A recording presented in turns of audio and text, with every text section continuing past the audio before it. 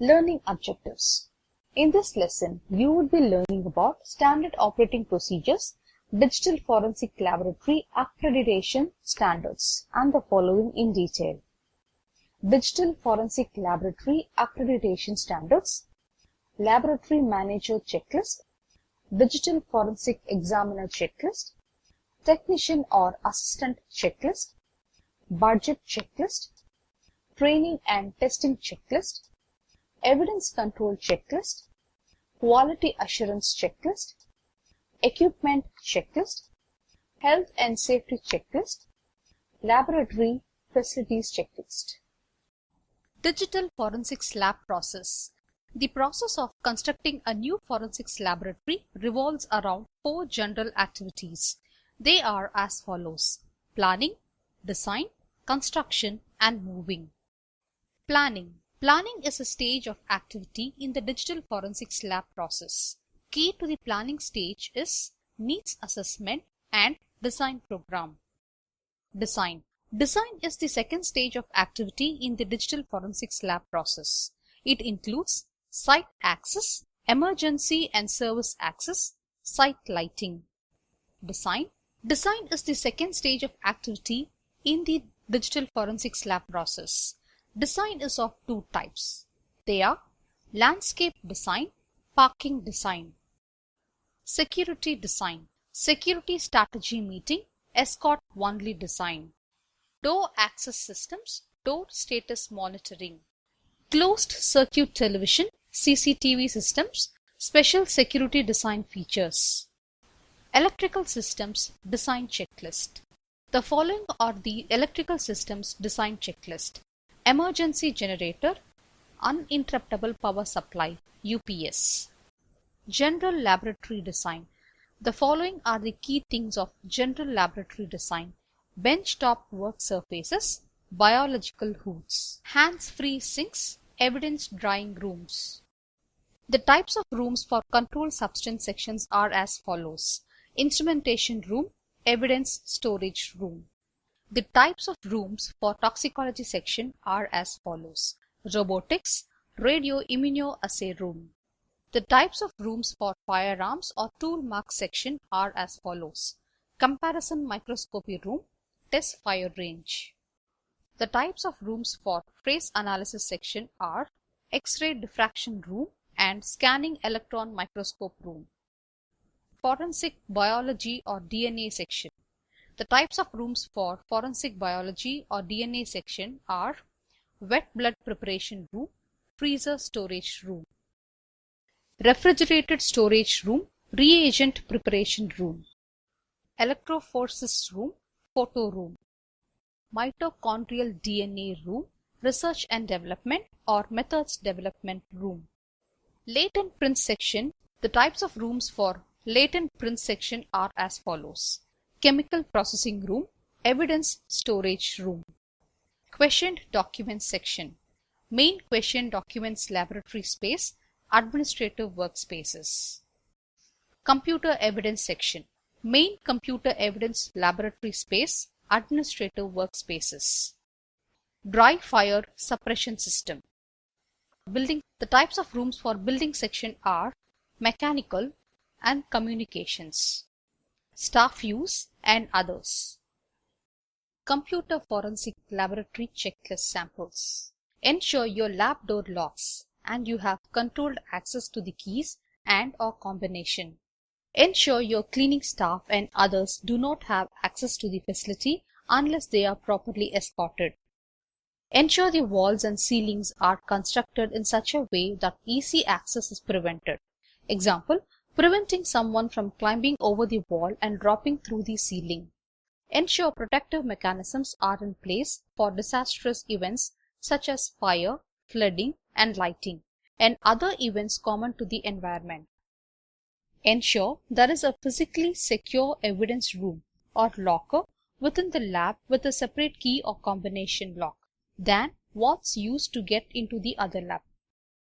Ensure there are written policies and procedures for lab controls, evidence controls, forensic examinations, and validation of tools and equipment. Ensure a formal case management system is in place. Ensure there is a separate network connection for internet access that is separate from the forensic examination computer. Ensure the forensic examination computer is isolated from the network. Make certain there is a central place to store documents. It could be in the evidence room or locker if it is large enough and fits your storage needs. Ensure there is a designated document librarian for centralized and consistent control of case data. Ensure there is a standard validated field kit including the hardware and software tools you use the most in your investigations. Ensure you have extra copies of forms like chain of custody forms and evidence receipts. Ensure your hardware and storage are consistent with the environment you commonly investigate, including access to special equipment, extra drives, and other needed media. Ensure you have hardware and/or software tools for write protection and acquisition. Ensure you have hardware and software tools for data recovery and discovery, internet history, images, email. Password cracking, mobile devices, example PDA or cell phone. Malware or virus detection, binary analysis, large storage analysis, multifunction use, example ENCASE, Paraben tools, FTK, SMART. Digital forensic accreditation. The accreditation process focuses on the three essential elements of a digital forensic case. They are computer network evidence, recovery and analysis, and digital evidence analysis, recovery and preservation and interpretation of the information in a forensic context. All the three areas, including IEPE, will be assessed in specific digital or computer type courses, that is, BSc Honours Digital Forensics. Although it is possible to be accredited for only two of these standards, it is generally expected that accreditation will be against all three. This decision will be made by the co-chair of the standards, accreditation, and the assessment team. Accreditation process. Making contact. In the first instance, the university should make a contact with the co-chair of the standards committee. Accreditation. It is done by email to briefly discuss the course. Pricing. The university is required to prepare an outline of the courses that are being presented for scrutiny and the component standards that are to be assessed. This document will enable the society to determine the resources that will be required for the assessment and provide a pricing statement. The society needs to know how many courses are to be accredited, at what level, undergraduate or postgraduate, and the extent, if any, of overlap between those courses. Example, duplication of modules. Preparing a matrix. The university will then be required to prepare an in-depth matrix for each course, showing how the component standards are met by the course material. Preparing a matrix. Format of this is flexible, but typically consists of a Microsoft Excel document mapping the relevant module codes, titles to each of the component standards, and a copy of each of the module outlines, handbooks to allow for more detailed scrutiny. Accreditation process. Assessment visit. An assessment panel will scrutinize the documents. The assessment panel consisting of a chair, professor, one academic and one practitioner will scrutinize the documents. To inform the university other documentation and materials they may wish to consult, and then visit the university to assess the resources available. Result of assessment. The chair of the accreditation subcommittee will endeavor to communicate the decision of the assessment panel to the university as soon as practical and no later than 2 weeks after the next society accreditation subcommittee meeting. Annual review. It is an important stage in accreditation process. The university course that receive accreditation will be reviewed on an annual basis by an assessor. Guide for course providers. The service was developed to help establish and maintain standards of education in forensic science. It involves major employers and professional interests. It is the aim of the society to assist HIEs in achieving these standards by providing access to advice and guidance. Accreditation is based on a series of component standards. The component standards address specific areas of forensic practice. They are intended to augment, not replace the underlying scientific knowledge of the forensic components. For example, the laboratory analysis module does not include basic laboratory procedures, such as pH measurement, volumetric procedures, or weighing. The standards are therefore the beginnings of an expanded suite that will eventually cover the entire knowledge range within most of the forensic sciences. Code for each component standard. The following indicates the code for each component standard: IEPE, CSI, Lab Analysis, CNERA, DARP, and R. The following indicates the code for each component standard: Interpretation, Evaluation, and Presentation of Evidence, Crime Scene Investigation, CSI, Lab Analysis, Computer Network Evidence Recovery and Analysis, Digital Evidence Analysis, Recovery and Preservation, Forensic Archaeology, Forensic Anthropology, Forensic Computer Examiner.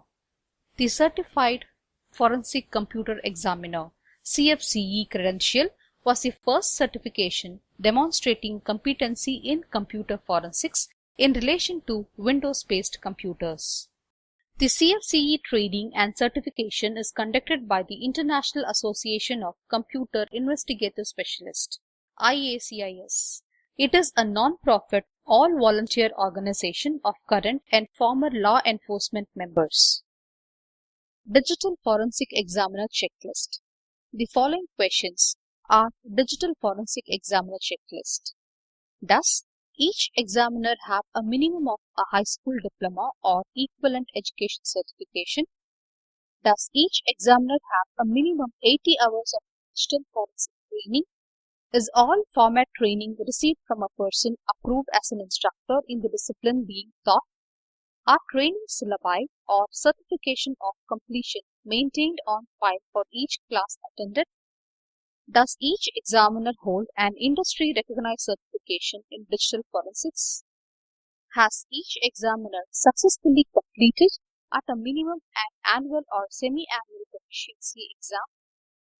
Is each examiner knowledgeable in the use of examination equipment, software, and the procedures used in conducting examinations? Begin tracking the man-hours you put into the media analysis and administrative work. Verify each authority, concern, warrant, and subpoena for exact legal level of analysis. Ensure what level of analysis and what files you can examine. Does the warrant cover email, unopened email, etc.? Get a copy of this document and place it in your analysis case file. Pull up the master of the case documentation file and place it in the analysis case file. Create a modified boot disk for the forensic software, EnCase. Ensure it is of the current version loaded on the forensic machine. Find out all the necessary and place all initial case documentation in this file so that you can keep track of important details from the start of the forensic exam. Preparing a case file. Ensure you have a search warrant or consent to search when you open a case file, and ask the submitting officer to fill out the official request for laboratory examination. The most important part of this form is for the officer to fill out the keywords in the investigation that he wants you to search the computer for. Create a report to attach to the media analysis worksheets. Current date and time include appropriate time zone. Significant problems, broken items, lapses in analysis, special techniques required or used above and beyond normal processes, example password cracker. Create a keyword list. Create a list of keywords to be searched or get the list from the officer on the case. Place a copy of this in your analysis case file. Create findings and analysis CD. Copy evidentiary files from your saved subdirectory on the evidence processing computer to a CD-ROM. Be certain to include the appropriate utilities on the CD-ROM for recreation of the original files by the end user, district attorney, investigator, and defense lawyer. Be sure to make a spare copy of this evidentiary CD to place in evidence. Include the final report, the ENCASE report, keyword listing, logical file listings, search results, and a thorough listing of physical image files, free space, slack space, and deleted files where appropriate. Case report writing and documentation. Forensic examiner checklist. Signed original computer forensic investigative analysis report. Keyword list used. Request for support. Notes of importance. Don't make any assumptions. If you discover an email, don't assume you know the recipient's name from the email address alone. An email address to Matt, whose email address is msmith@iex.net, does not necessarily mean that the recipient's name is Matt Smith. Email addresses can be faked easily. Notes of importance. Spell check is your friend. Don't wait for a supervisor or district attorney to proofread your report. Spell check it before it leaves your machine. Health and safety in digital forensic. Health and safety considerations are extremely important. It is important in all of the work carried out at all stages of the forensic process. Personnel engaged in the examination of various forms of digital technology should operate in accordance with the regulations of the pertinent government, environmental, safety authorities, and laboratory policy. General laboratory safety manuals available. It should be available to all laboratory personnel. These should contain the details of how to conduct a risk assessment and how to develop safe systems of work, both at the scene of incident and in the laboratory. The risks identified, including working with large quantities of offensive material and the associated safe systems of work, should be communicated to all personnel likely to be exposed to the risks. This is especially important when this group includes non-scientists or members of the public, example in court. The relevant safe systems of work should be documented as an integral part of all standard operating procedures. Laboratory personnel should be responsible for maintaining their assigned work areas in a safe, clean, and orderly manner. Appropriate safety equipment as outlined in the various procedures. It should be made available near the work sites by the laboratory management. It is the responsibility of the laboratory personnel to use them where required. All staff should be instructed on how to proceed in the event of fire, bomb threats, spillage of hazardous chemicals, or electrical accidents, etc. All are required to practice these procedures once in a year. All these practice of fire, bomb threats, spillage of hazardous chemicals, or electrical accidents should be documented. A designated person should be trained and competent to render qualified first aid for those doing casework involving digital technology. It is very important. Complaints procedure. Complaints, possible miscarriages of justice, and other anomalies need to be reviewed. It is to identify major issues and trends. It is to be brought to the attention of senior management for action. The parent laboratory or organization should investigate all complaints made by any providers of casework or others, example courts, as well as any anomalies relating to the services provided which are brought to its attention. Where appropriate, the audit process will be used to assess the extent of any underlying problems. All customer complaints should be dealt with as quickly, efficiently, and effectively as soon as possible. The process should aim to resolve misunderstandings, and it will be correct errors wherever possible. All complaints should be recorded and investigated either by local or senior management as appropriate. Wherever necessary, corrective actions are taken to prevent recurrence of the problem. Any anomaly which could affect the validity of any results or materials supplied to customers will be dealt with promptly, through an improvement and corrective action procedure. All members of staff are responsible for taking prompt action of any such anomaly which comes to their notice and ensuring that possible implications are reported. The appropriate level of management should ensure that corrective action includes advising customers, recalling reports or items, and retesting or reissuing reports as appropriate. If such an anomaly is recognized specifically as a result of proficiency test or quality assurance trial, local procedures described in QMS should be followed with, wherever possible, a time limit applied for resolving the matter. Any possible miscarriage of justice brought to the attention of the laboratory either by an external body or by a member of staff, it must be immediately dealt with in accordance with local QMS procedures covering the possible or alleged miscarriages of justice. References. The following are the references for health and safety procedures in digital forensic. Interpol Computer Crime Manual 1992-2001, ACPO Good Practice Guide for Computer-Based Electronic Evidence Issue 5/2008. Laboratory examinations. Any anti-contamination precautions or requirements of the particular case. Example, presence of narcotics, poisons, explosives, etc. It must be considered before any examination proceeds, and the minimum precaution necessary are identified and then implemented. All items submitted for forensic examination should first be examined for the integrity of their packaging. Any deficiency in the packaging which may compromise the value of a laboratory examination should be grounds for refusal to carry out the laboratory examination. All personnel involved in examinations of computer systems should take adequate precautions to minimize any risk from electrical hazards or static.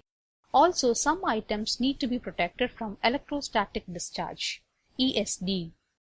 Teams engaged upon the recovery of digital evidence should maintain a set of written procedures particular to their requirements, but within the broad framework of an accepted national or international standard. In the UK, law enforcement agencies can follow the principles documented in the ACPO Good Practice Guide for Computer-Based Evidence, and procedures should be available describing how these principles are followed. The relevant local procedures manual should be specific, comprehensive, and understood by all members of staff in that unit. The laboratory examinations, we should search the following things: case records, analysis protocols. Conclusion. Thus, we have learnt about standard operating procedures, digital forensic laboratory accreditation standards, and the following in detail: Digital Forensic Laboratory Accreditation Standards, Laboratory Manager Checklist, Digital Forensic Examiner Checklist, Technician or Assistant Checklist, Budget Checklist, Training and Testing Checklist, Evidence Control Checklist, Quality Assurance Checklist, Equipment Checklist, Health and Safety Checklist, Laboratory Facilities Checklist.